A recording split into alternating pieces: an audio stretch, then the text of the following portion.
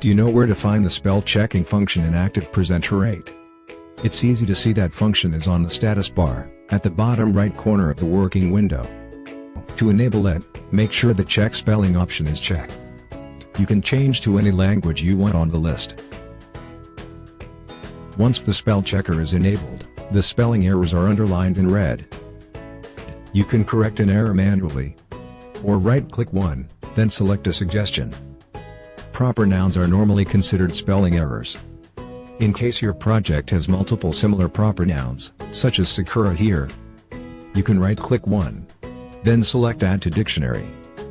As a result, all of them will no longer be considered spelling errors anymore.